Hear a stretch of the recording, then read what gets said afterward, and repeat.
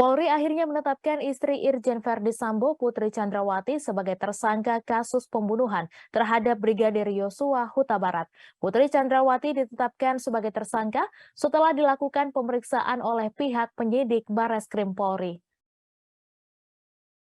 Irwasum juga mengungkapkan perkara keempat tersangka pembunuhan yakni Irjen Verdi Sambo, Bribka Riki Rizal, Barada Richard Eliezer, dan ART Putri Chandrawati Kuat Ma'ruf segera dilimpahkan ke penuntut umum.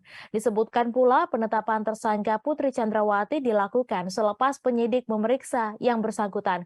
Seperti halnya dengan keempat tersangka awal, penyidik menjerat Putri Chandrawati dengan pasal 340 subsider pasal 338 junto pasal 5556 KUHP.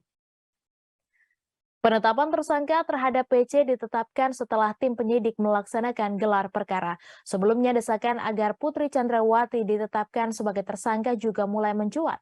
Satu di antaranya datang dari kuasa hukum keluarga almarhum Brigadir J, Kamarudin Simanjuntak. Kamarudin menjelaskan Putri Chandrawati dianggap termasuk bagian dari orang-orang yang melakukan kebohongan dalam kasus tewasnya Brigadir J. Menurut Kamarudin, Putri Chandrawati adalah orang baik, namun dipengaruhi oleh kebiasaan buruk. Hal ini membuatnya terus berperan dalam melakukan kebohongan seperti mengaku tergoncang dan depresi. Padahal di sisi lain, Putri Chandrawati dalam kondisi sehat dan melakukan upaya penyuapan bersama suaminya. Sebelumnya, LPSK juga telah menolak permohonan perlindungan terhadap Putri Chandrawati.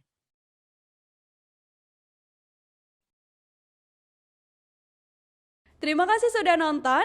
Jangan lupa like, subscribe, dan share ya.